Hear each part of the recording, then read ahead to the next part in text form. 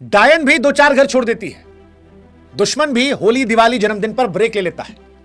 लेकिन सोचिएगा कि समाज के तौर पर हमारा आपका नैतिक पतन किस कदर हो गया है कि हमें दूसरों की खुशियां भी चुभने लगी है। इस कदर हमारी संवेदनाएं खत्म हो चुकी हैं कि अब इंसान दिखता ही नहीं, कंटेंट दिखता है। और इंद्रेश उपाध्याय जी की शादी इसी बेरहम सोच की भेंट चढ़ गई।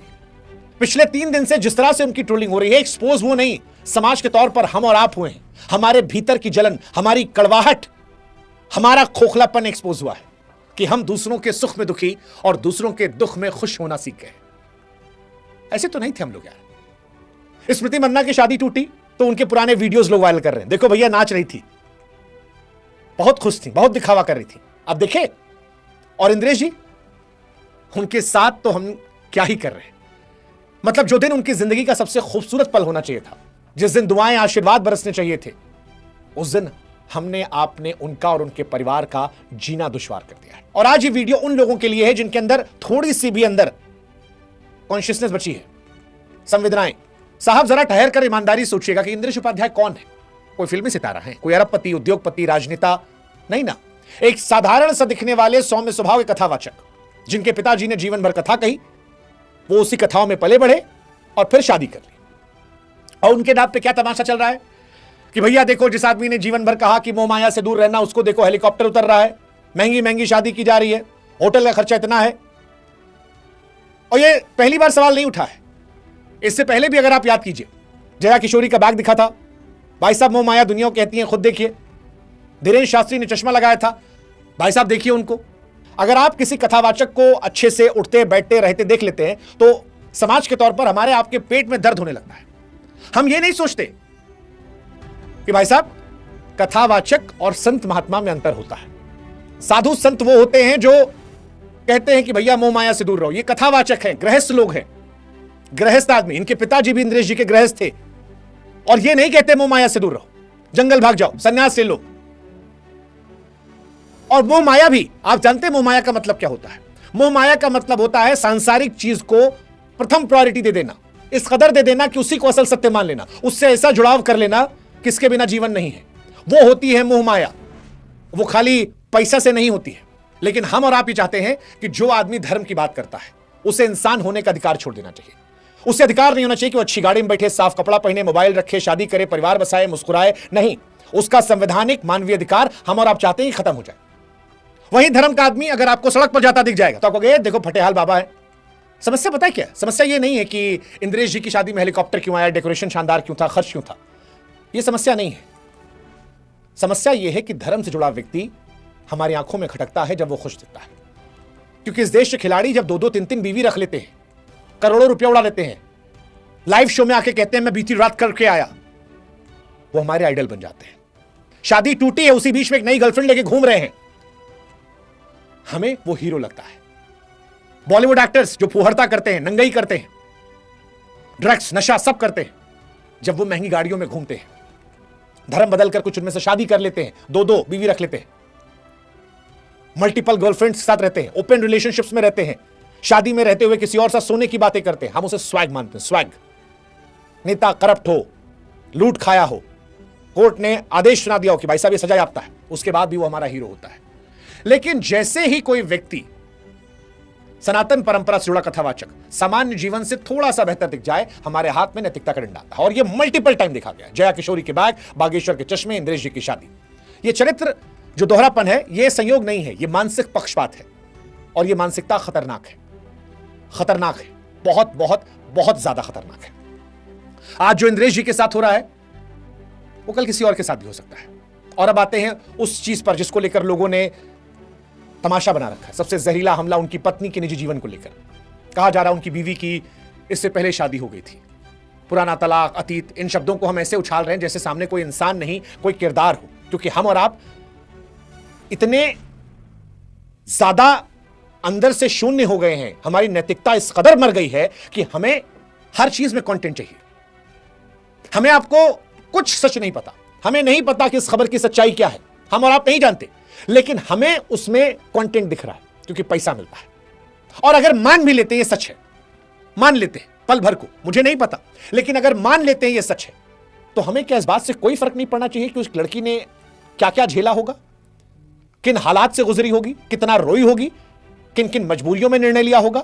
उस प्यारी सी बच्ची की भी उम्र कितनी है हमें कुछ भी नहीं पता, लेकिन हम और आप जज वकील बन बैठे हैं, सजा भी सुना रहे हैं। अरे भाई साहब, वो लड़की कोई अफवाह नहीं है, कोई हेडलाइन नहीं है, किसी की बेटी है, बहन है, और अब किसी की बीवी है जिसका तमाशा आप लोगों ने बना रखा है। मुझे नहीं पता क्या सच है उनके जीवन का, और मेरी कोई दिलचस्पी नहीं है उनके जीवन में।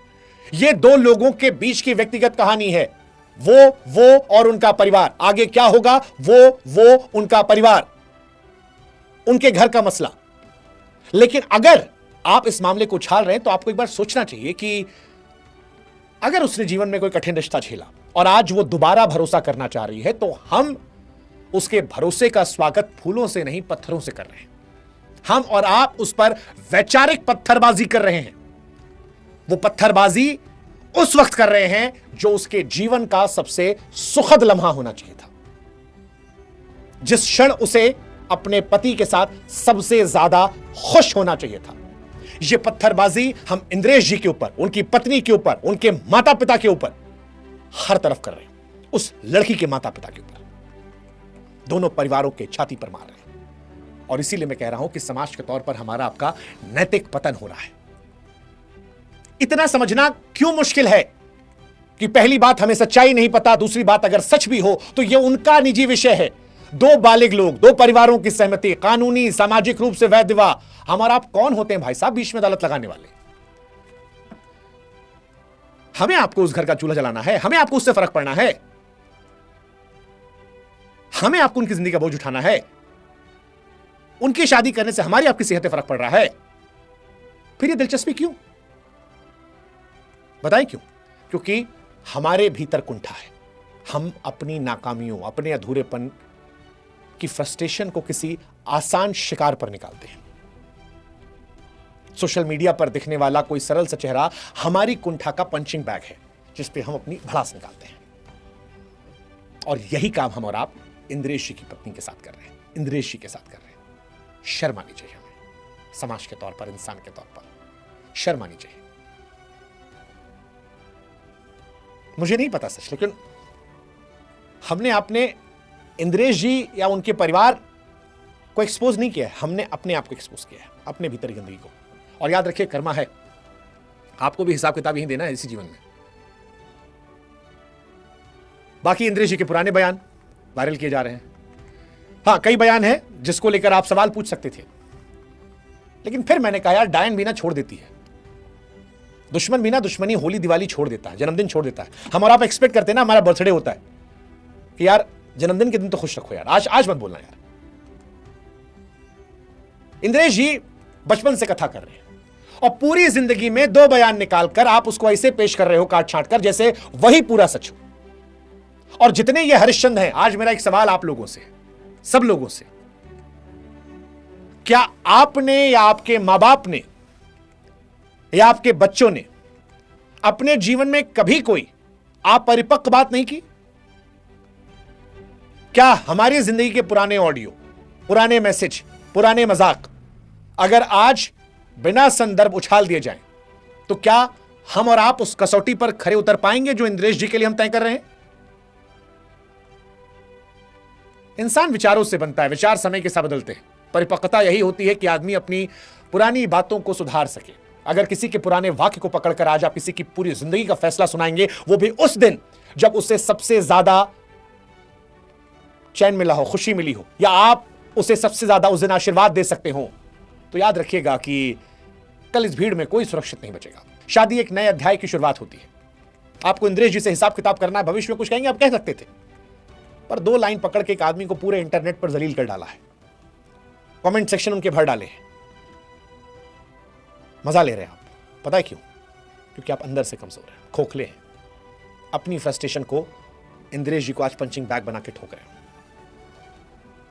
ऐसा हो सकता है कि उनकी बातें शायद उन्हें भी गलत लगती हो सकता है कि कुछ शब्दों को शायद वो बेहतर ढंग से कह सकते हो, पर शादी के दिन आप ऐसे बिहेव करें जैसे इसके लिए उन्हें उम्र कैद की सजा मिल जानी चाहिए। सुधार, परिवर्तन, प्रायश्चित जैसे नई शुरुआत जैसे शब्द हमारे शब्दकोश से मिट चुके हैं। अगर कोई लड़की टूटी नाव से निकलकर फिर से किनारे की ओर बढ़ रही है, तो उस नाव में क्या हमारा काम उसको छेद करना है? अगर कोई पुरुष उस नाव में उसका साथ दे रहा है, तो हमारा काम है कि हम उस पुरुष को अपमानित करें अगर वो सच है।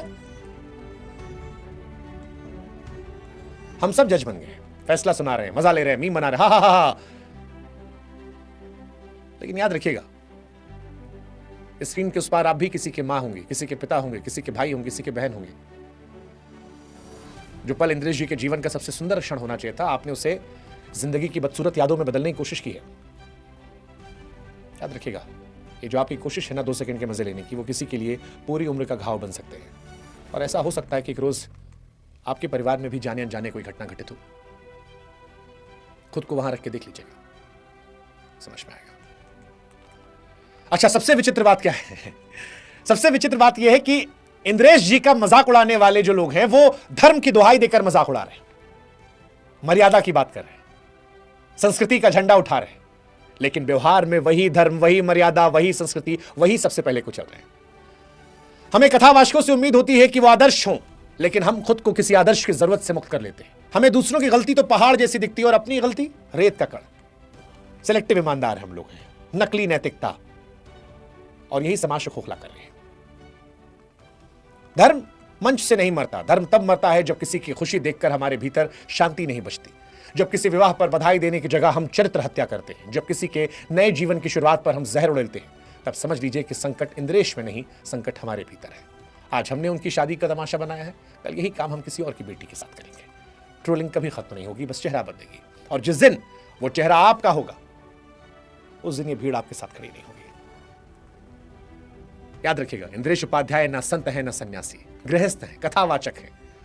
जया किशोरी, बाबा बागेश्वर या और जितने कथावाचक हैं, ये संत नहीं है, ये कथावाचक है। इनको भी खुश रहने, अच्छा पहनने, अच्छा खाने, अच्छा फोन रखने, सम्मान से जीवन जीने, किसी स्त्री से उसकी सहमति और दोनों परिवारों की इच्छा करने से विवाह करने का वही अधिकार है जो आपको मुझे है। और कथावाचकों की जरूरत है समाज को, क्योंकि वो समाज के अंतिम व्यक्ति तक अपना प्रभाव डालते हैं। कथावाचक आपसे पैसा नहीं लेते हैं, आप नहीं देते हो चंदा जिससे उनका घर चल रहा है। वो जया किशोरी का बैग आपने नहीं दिया था, बागेश्वर चश्मा आपने नहीं दिया था, इंद्रेश की शादी में हेलीकॉप्टर आपने नहीं उड़वाया था, व्यवस्था आपने नहीं करवाई थी। उनको पैसा यजमान दे रहा है जिसको वो कथा सुननी है, क्योंकि ऐसी मान्यता है कि कथा कहने वाले को उतना पुण्य नहीं मिलता जितना सुनने वाले को मिलता है। और जो कथावाचक ये कह रहे हैं वो खुद कई बार मंचों से कहते हैं कि हम 50 कथा सुनाएंगे, हमारा उद्धार नहीं होगा, आप 5 सुन लोगे आपका जीवन उद्धार हो जाएगा। हमारे पुराणों में इसका जिक्र है। हम और आप फ्री में कथा सुनने जाते हैं, चाहे यूट्यूब पर हो या सामने बैठ के। यजमान पैसा देता है, और जिस यजमान को दिक्कत नहीं तो भाई तुमको काहे दिक्कत है यार, तुम कौन होते हो? मेरा पैसा, मुझको कथा सुनना है, मैं खर्चा कर रहा हूं। कोई दारू पी के जन्मदिन उड़ा लेता है, कोई विदेश जाके घूम के आता है, कोई अनाथ बच्चों खिलाता है, कोई कुत्ता खिलाता है, कोई कथा करवाता है। जिसकी जो मर्जी, अपना पैसा वो चाहे जहां खर्च करे, गरीब में बांटे, जानवर को खिलाए, विदेश जाके उड़ाए, दारू पी जाए, बाकी हर जगह माई लाइफ माई चॉइस। लेकिन जब बात कथावाचकों की आती है तो नहीं, नॉट योर चॉइस। तुम गरीब घूमो, तुमको बेरोजगार रहना है, तुम भीख मांगो, क्योंकि वो सनातन की बात कर रहे हैं। ये बात आप बाकी जगह नहीं कह सकते। इसीलिए कई बार मुझे लगता है कि हमारे अपने ही हमारे सबसे बड़े दुश्मन होते हैं समाज के तौर पर। अरे भाई, आप किसी कथावाचक किसी बात से दिक्कत है, सहमति रखिए, आलोचना करिए, लेकिन निजी जीवन को चौपाल बनाकर, उनके पत्नी के अतीत को मसाला बनाकर, उनके माता पिता की शांति छीनकर आप भी कोई धर्म नहीं बचा रहे। आप सिर्फ अपनी गिरती हुई सोच का प्रदर्शन कर रहे हैं। और इसीलिए सवाल मेरा अंत में सिर्फ इतना है कि अगर आप धर्म बचाना चाहते हैं या धर्म बचाने वालों को निशाना बनाना चाहते हैं, ये आप स्पष्ट कर दीजिए, स्पष्ट कर दीजिए। क्योंकि जो हो रहा है वो धर्म बचाने की कोशिश नहीं है, धर्म की बात करने वालों पर निशाना बनाने की कोशिश है। और फिर सवाल सोचिएगा कि क्या संवेदनाओं को इतना मार दिया है कि किसी खुशी अपराध लगने लगी है? आज यदि इस आईने में खुद को देखने का साहस करेंगे तो शायद इंद्रेश उपाध्याय पर हुए ये वार पूरी तरह बेकार नहीं जाएंगे। कम से कम समाज अपनी आत्मा में झांकना तो शुरू करेगा। बाकी इंद्रेश जी को सुखी रहने दीजिए। वे ना आपके आदर्श बनने निकले हैं, ना आपके जीवन का फैसला करने निकले हैं। इंद्रेश जी एक आम इंसान है, साधारण से इंसान है, सरल दिखने वाले इंसान है, जैसे आप और मैं। अगर किसी इंसान की खुशी आपको चुभ रही है तो समस्या उसकी खुशी में नहीं, आपकी सोच में है। भाई साहब, अपनी सोच बदलिए, वरना एक दिन ये कुंठा आपको भीतर से खाली कर देगी, और काफी हद तक कर चुकी है। इंद्रेश जी और उनकी पत्नी को शुभकामनाएं। खुश रहिए, सुखी रहिए, और बाकी लोगों से कहेंगे जीने दो भैया, जीने दो, यही सबसे बड़ा धर्म। श्री राधे।